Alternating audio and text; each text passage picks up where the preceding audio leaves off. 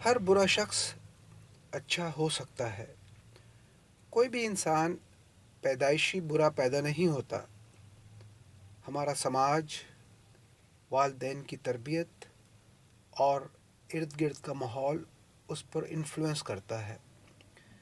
جس طرح نئی نکلنے والی شاخ کے رخ کو اپنی مرضی یا پسند کی جانب موڑا جا سکتا ہے، اسی طرح جب بچہ گریو اپ ہو رہا ہوتا ہے تو اس کو اچھی یا بری جانب موڑا جا سکتا ہے.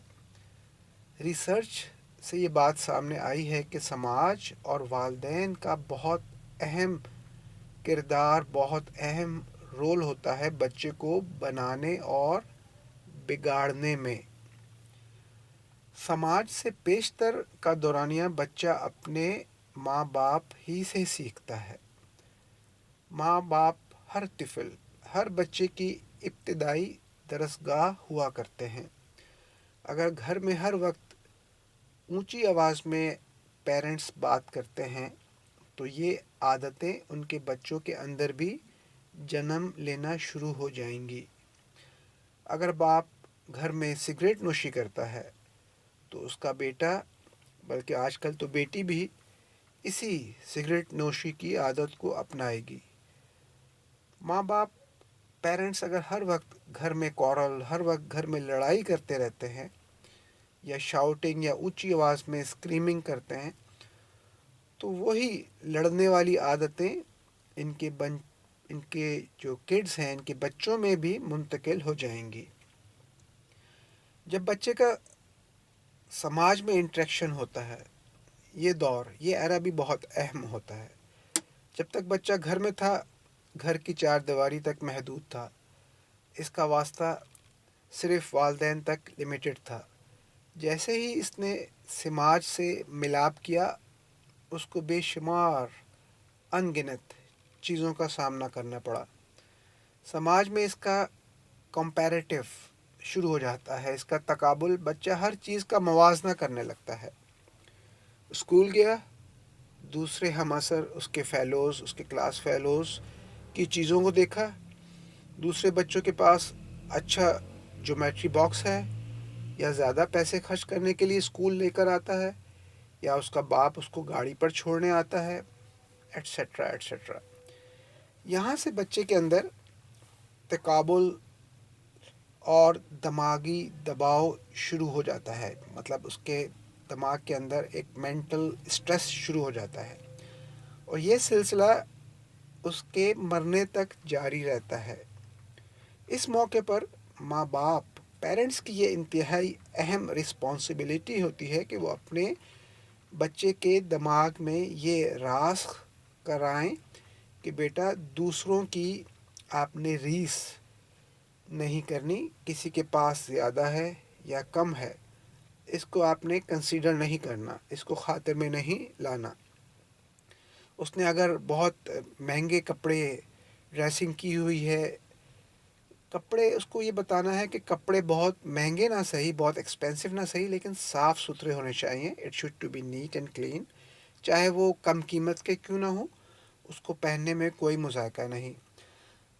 اگر دوسرا بچہ اسکول کی کینٹین سے باٹل اور اسنیک اور فرائز لے کر کھاتا ہے تو اپنے بچے کو سمجھائیں، اس کو ایجوکیٹ کریں